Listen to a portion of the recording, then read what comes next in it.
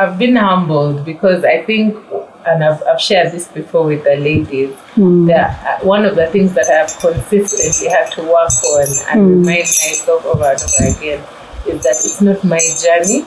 Yes. So every time I'm in that place where I'm now starting to get very controlling and putting too much pressure, I remember that now has more to do with myself than him, who is actually going through that journey. So I think that has also been, you've reminded me of that by telling me that, you know, I have to prepare him because it's his journey, it's learning. So I have to prepare him in advance for what is coming and for what we're doing, and also suggest to him what is going on in my mind as opposed to just throwing it at him because, you know, I've spoken to Doreen and just told me, this is what she is. Let me also get it. And I just go and say it. But instead, you know, involve having himself and like, you know, I have this we can do. Mind. And I think that's a really good, I think it's also a good way to parent.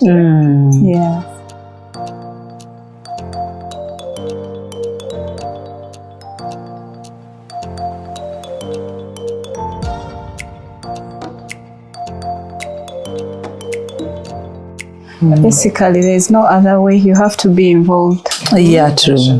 And also you have to be creative. Creative. Very true. Very creative. Yeah. I know there's a saying, a quote online for teachers. They say that teaching is heart work. It is the work of the heart. You can't teach if you don't have the heart for it. And everything you've said, Doreen, that's what kept going in my mind. You have such a big heart as a teacher, for them to look at the child and say, that child is playing with foam. Another teacher, even a special needs teacher, will say, wasting time. Making a mess. You've talked about shaving cream. Another child will say, now shaving cream, that's going to be messy. Do you know that he used to smear me and I smear him before we even do the work? Absolutely. So that's the heart. It's the heart work. So I think as teachers and educators, it is something for us to hear that even our regular children, sometimes they want a little laughter, a little, a little connection, humaneness. You're allowed to smear. Okay, I'll write for you. You're allowed to, I'll do what you want. You're allowed my things. They're not so bad. It's okay. She's cool. She's cool people. In this world, it's fine. I think so. That's teaching has to be hard work. But also I want you to speak to the parent, because I heard you say that you would push your daughter Favor. You did not tell her her challenges, and you kept pushing her. You can do it. You can. You will make it. I want you to speak to the parent who's going to only hear that and go and push their child. Yes, Pasha was saying. Now she'll say, Doreen went and bought papers. Doreen pushed her child, even. Or the one who use foam and shaving cream, but won't understand your observation behind it. Yes, to that parent or to that teacher who's listening. You speak to them how to implement these techniques, because every child is different. What is the best way? How do you come up with that creativity? Somebody will go and read books. Other people, like me, will like to read and read theory upon theory. They've said I must teach S. The snake is in the grass. The child can sing the snake is in the grass, the sound is, but speak to the heart of each child is different. So the technique, how do you go about it? I think what I see here that everyone out there needs to practice on day to day is being keen to observation, to be observant on their learners, what their learners are doing. When you are observant and you see that, okay, this child likes to pick things, and you can use the picking for counting, you know, but it came from observing, you know, this child is picky, picky as in picking up things, not the other picking.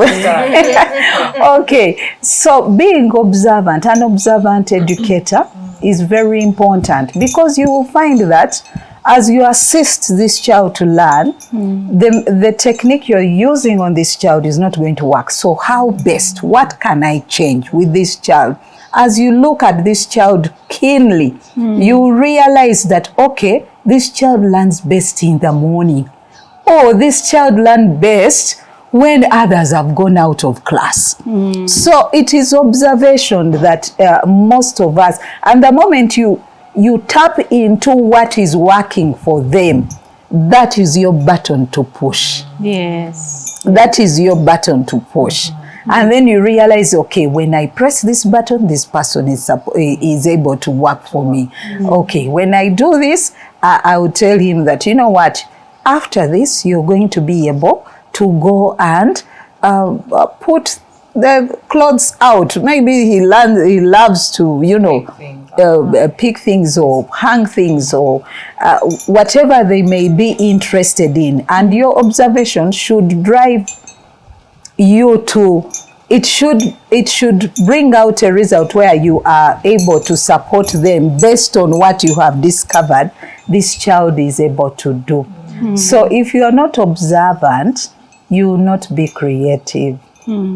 It is through observation that you will know, okay, this child is good at this, or learns through music. Okay, can we push things through music? Or learns through, you know, story time. Can we push them through that?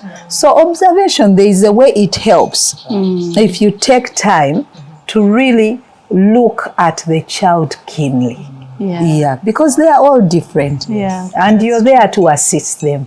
That's true. Thank you so much for that, Doreen.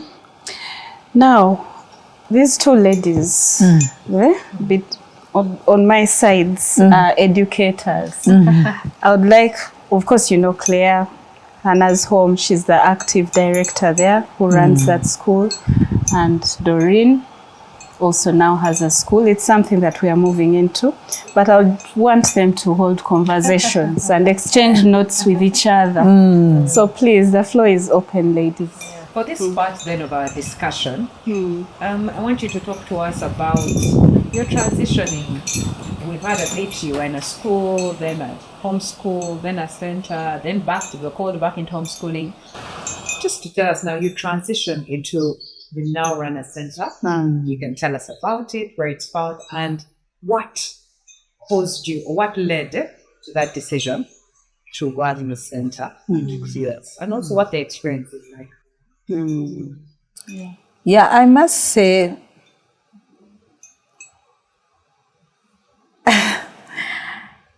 I think it starts also with the purpose. Yeah. And I remember when I was with Yona, and Yona was doing well, and you said, you know what, why don't you help these other boys to write well like Yona? Do you remember? Yes. The siblings. Yes. And I was like, okay. So, and I began to work on them. And then the Lord was like, no, I didn't call you for that. I said, what? And he said, you are leaving that home. And now let me tell you, it was a Friday when I had that encounter. And I said, God, they had just increased my salary. And I was like, God, no, I can't. I said, if you want, okay, create another one. But me, I'm not leaving these people. And she never knew. I didn't tell her the reason. Wow. She kept asking me. Yes. Now today you get to know the reason. I'm learning now. So I said, Lord, they were paying me some good money. I said, Lord, if you can create another, I didn't advertise myself, but if you can get, I will be willing to go. So that was a Friday.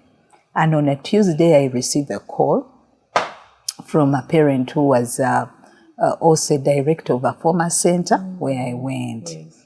So she tells me, and yeah, I knew now God was speaking. I knew now God, yeah, I confirmed. I said, okay, that's why now I'm telling you God spoke. Yes. Because it happened. Yes. I remember I was at Yona's home, and I said, okay, God, you're serious. Okay, now I have to announce my leaving. It was not easy. Yes. It wasn't easy. She knows. She was like, why now? Why move? Why what? But then I had to move. Because he was clear that I have called you to become surety for children with disability. So as I went to this home, I began to receive now more calls. I wasn't receiving. I began to receive more calls. I have a child. I have a child. I have a child. She referred many people. I said, what should I do? So I began to talk to God. What should I do? And the Lord said, yeah, deploy people. Help them. What? I said, how? So we began that homeschool arrangement, deploying teachers and therapists. But then it was expensive. Yes. Thankfully, Yona's family could afford, but others could not afford. True. And I used to have conversation with this parent, and she kept saying, I'm hearing you talking about this child, talking about that child. What is your plan? I said, I don't know what to do. Said, why don't you start a center? I said, no, I can't. I don't have the capacity. Yes. And so she said, okay, why don't we start? I said, I can't. I don't want. And then she said, okay, we will start. So that's how we started the former center. She kept on telling me, you know what? You have a call over your life. Now, already the Lord had told you. He said, why don't we start? And I said, okay, let's go. I walked in, but not sure because I had not led a group of people. And I said, okay, let's see. What do we do? What is the reason for starting? To reduce on the cost. Because each parent in each home had to pay for each service. Yes. And so it was a burden. And this child becomes a burden to them. Yeah. And I remember we came up with a block figure that would help.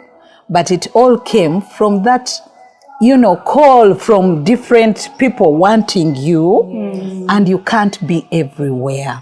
I remember I first continued with Yona for some time, but then I couldn't continue to give them quality time. And that's how the center started. But then thereafter, I think we found ourselves at a place where I was driving a different dream from the owners. And then I felt, you know what, I think it's better you put down the tools, because what my heart is beating for, it was different from what the others. So I resigned as a director and I went home. I didn't even tell the parents.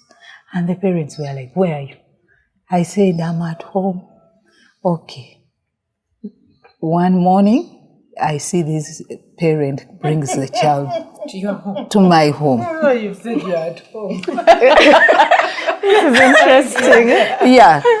I said, what are you doing here? I said, but I don't have any. You know better what you're going to do for this child. Woo yo. She left. Wow. And I said, okay, can we start it again at your house? Let me come at your house. Yeah, you designed something, me I've given you the child. So that's how I now get back into, okay, now, what do I do? Okay, what do we do? So another parent says, I heard that you left, but where are you? I couldn't say. I did say. Said, now for me, I don't have any money. And you're the one who understood our situation. I had the burden. Oh. Because she used to bring 50,000, 100,000. She said, I can't afford. Yeah, the one who used to understand my situation. I said, hey. Now Christian had improved and now he's at home. I said, no, at least continue therapy. Just is sobola. At least, okay, you bring the child. So I ended up now bringing Christian to my home. Then again, another one said, this girl has refused. So we ended up now coming to my home. Enduring Trust Africa, ETA, Children's Center. That's when I say, okay, now what do I have? What plan do I have? Is it the same thing that I'm going to continue with? What is their need? What is the need here? I realized that the children I had, most of them needed a what next.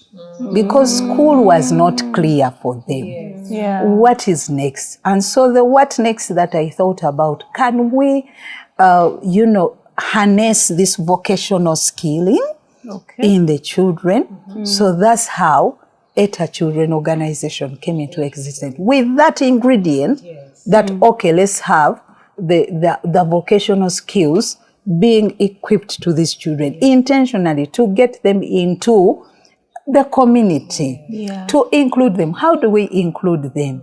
How do we place them into, society? Yeah. So that was now the burning issue, because now the other one was saying, what should we do? Where should we go? So that's how the Enduring Trust comes into picture with the desire to make a difference with these children who are differently able in skilling activities. Yes, we do offer therapy, we do offer special education, but where they are able to do some work, that's when that's where we felt that we should focus on.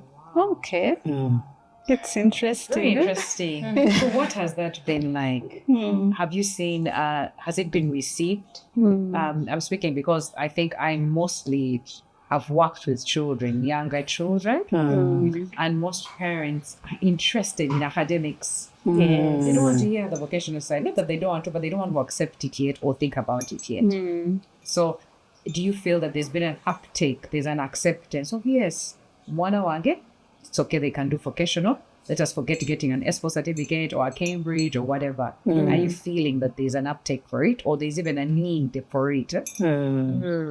Yes, I must say that our children who are differently abled, what is killing their performance is delayed intervention.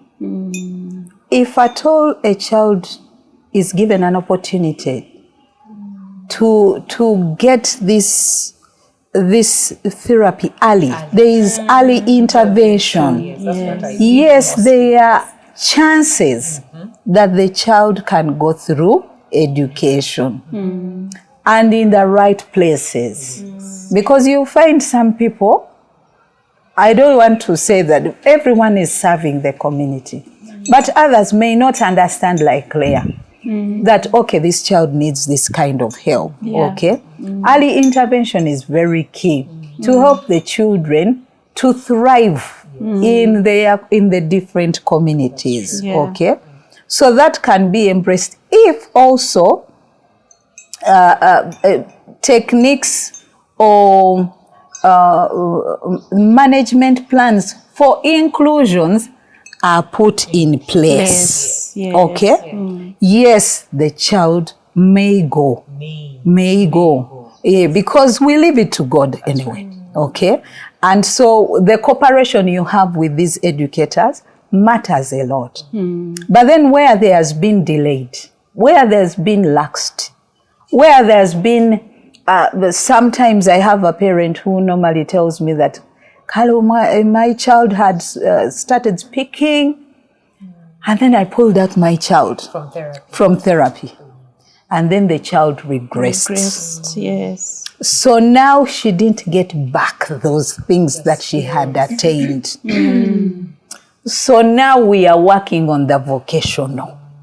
Because the early intervention was not handled well. Okay? So they are embracing the vocational because there was a gap. It's like a last measure now. Yes, a last measure. There was a gap. And they are saying, okay, what can we do? So what we have is we have pre-vocational skills and vocational skills. With the pre-vocational, they are the skills that are helping the children in the day-to-day. Before you learn how to cook, you need to learn how to wash dishes, how to wash hands, how to wash fruits and vegetables and what. Those are pre-vocational. Because if you don't know, then the other side, it will be hard for you when they tell you go and wash the tomatoes and you don't even know how to wash the tomatoes, you know? So those are now some of the things that we are engaging them in, and they are embracing it because they are actually practical skills. Okay? But then, when you look at the early intervention, if well handled well, if it's handled well, therapy is continued. Assessment is continuous. You remember those things that we used to go through? It's continuous. You need to reassess all the time. You need to see the progress of the child all the time. It is possible that your child can go through their education or even attain a skill or whatever that is intended after discovering also their gifting. Their gift, Okay? So, well, yes, on my end, people who have missed out on that part, they embrace the vocational. Instead of delaying the other side, okay, let us now embrace this and equip them. And we are seeing it working. So there's power in consistency. There is power in consistency. I always keep telling people my story of how it took you 7 years to learn how to tie shoelaces. But you don't give up. Yes. If it means doing it every day, do it every day until it is mastered. So just like you're saying, if it is therapies, let it be consistent. Let that intervention be consistent. And in that process, you will discover where their strengths are. And then that is when you channel the child. You channel their skilling towards that gift. Not, you must be a doctor. Okay, if you become a doctor, well and good. Probably that would be your gift. But I think what I'm taking from you is it is more of having that individualized program. Capture that gift that they are good at and then work towards developing it. Yes. But there's still hope, even if you take a step back or maybe you have a setback and you have a gap, there's also still an opportunity for them to pick up some vocational skills. Yes, later. there is. Okay. When you look at your child, and you're thinking, okay, if my child stayed home and cannot make a cup of tea for himself, or cannot cook a simple meal for themselves, it's high time you took these skills serious. We want them to go through school, but then these are some of the living skills, the basic skills that they need. And so if all goes well with the consistency and the child goes through school and they are able to do everything, we all need that. We want them to do something. But if it doesn't go well, don't beat yourself. There is always another way. We have some of our friends who became doctors and they are not practicing medicine. Who became lawyers and they are not practicing law. That's true. And so it is at the end of the day, can they live independently, less dependent on people? Yes. Okay. Thank you, Doreen. Thank you very much. I want to ask then, having said all these things, to somebody listening, they might be now confused. Do I homeschool? Because Doreen's daughter Eva benefited. Yona also benefited from the homeschool. Or do I take to a center? What would you say to such a parent? Is there one that's better? Or is it on a case-by-case basis? Are there advantages to one over another? And how do you know which case by And case? how do you know which case by case? You've been in both settings, so. True. What? I think I would say that it should be on case by case. Yeah. Because you find that a child might need so much to be included in the school, and the school cannot change the structures, the school cannot change, certain things. And then you say, you know what, I think let me have this child at home and avail all these, for them. But I would strongly say that would limit them. Much as you would want them to, receive all from home, it would limit them on the interaction. Yeah. It would limit them on learning from others. It would limit them on exploring the environment elsewhere. Exposure to be able to see the other world and maneuver around their, community. They would miss out on that. So it would all depend on the case, but I would prefer that even centers, we are doing our part, but I would say that our goal should be integration. Absolutely. Our goal, Yes. should be how do we integrate this child in the school community?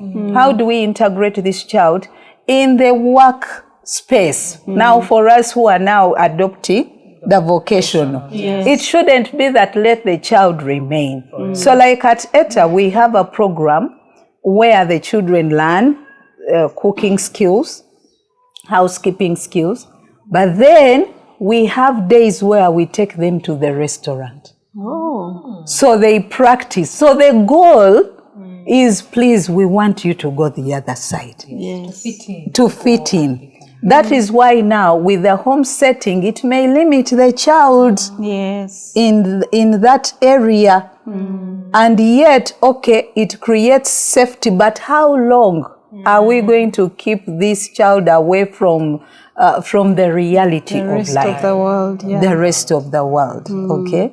Yeah, so I really want us to go fight forward to see that, okay, we need our children to be included in the different communities. The centers are working, but the main goal is to see how do we take this child in the community, in the schools, in churches, in mosques.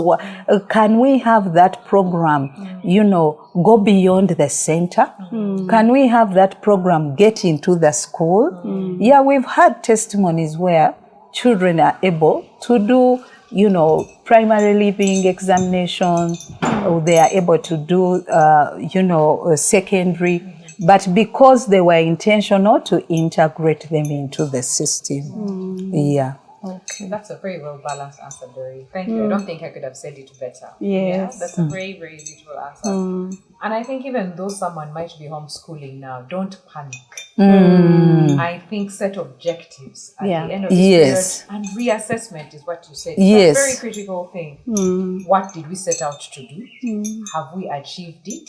Now we can integrate. It's one of the objectives. You don't panic and say, I must find a school, I must find a center. Yes. Set clear objectives with the intention that this child must live amongst Others. others and be able to fit into a different environment. So no need to panic. I think even withdrawing a child from school or inclusion for a time to teach a skill and put them back in is okay. I think all these techniques is to say every individual is different and they will need different things at different stages. Yes. So reassess the child. Observation, consistency, intentionality. We will get there. Getting them to be inclusive. Doreen, I know you're passionate about inclusion and you're doing certain big things at the center. Can you tell us about these events and things that you're doing? Yes, to share that gospel of inclusion. Yes, I would like you to talk more about that. Yeah, it's my dream that we will have a school. Yeah, so that we have our children, where they are accepted. The journey of inclusion has been really very challenging.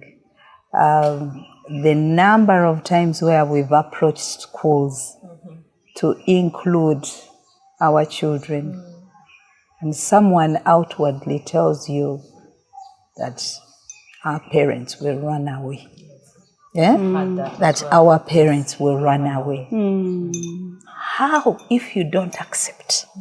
If you do not accept? And this beat my mind. We would work with the child at home, and then we agree with the therapist. Okay, let's take the child to school. And then they say, okay, yes, now you see this child is distracting others. We have brought even an assistant to work with the child. And then we don't receive inclusion. Yet it is policy. It is written. Yes. And we are not practicing it. So it is from that point where I say, okay, what next? Because we are in a journey to see inclusion work. Yes. The government is pushing for it. And we are in the journey. We haven't reached like the other countries. Yes, true. So we can't wait up to the day when we reach. Yes. So that's why we came out to say, what do we do to include? Yes. We do sports, and we call other children. I normally call even as if we were children. Yes. They come and play instruments with our children. So these children get encouraged to see these ones playing, because I don't have a platform. Yes. I approached a certain school and I told them, can you admit more children? And they said, what we have is enough. And I said, okay. Now what do I do? So that's where I call for these events to happen. Yeah. And I say, okay, can we invite some of the children from the typical schools to come and participate with our children? Yeah. Can we showcase the other side of our children? Yes. That is the goal.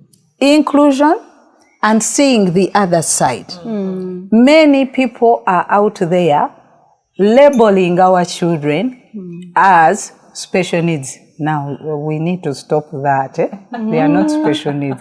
They are assisted learners. They are assisted learners. We don't even want to call them disabled. Because if you went to China, my friend, you have special needs in language. It is true. You may not know how to speak Chinese. Yes. Yeah, so we have labeled them on one side, that this child has autism. But we've not seen the other side. And that's why this event should happen. So that you see Yona can cook.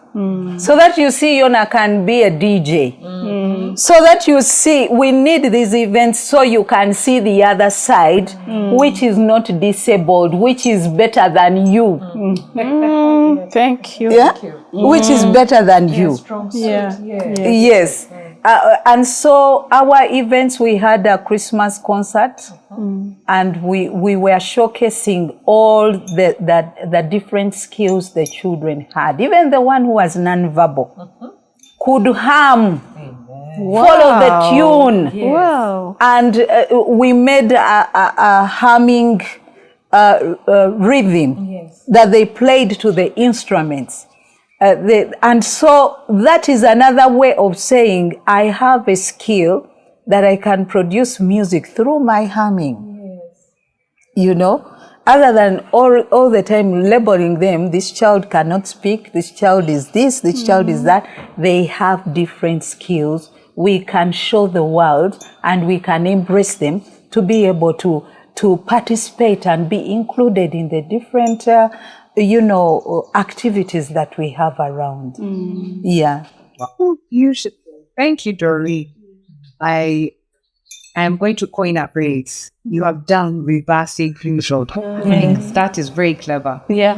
If those people want to include us, Then we should Include them. Yes. So that is reverse inclusion. And I think there's room for that. Let's invite them into these spaces. Let them see what we can do.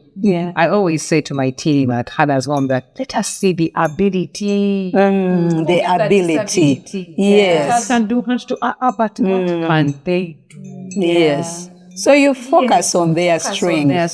See the ability. They are able to cook. They like washing. They like water.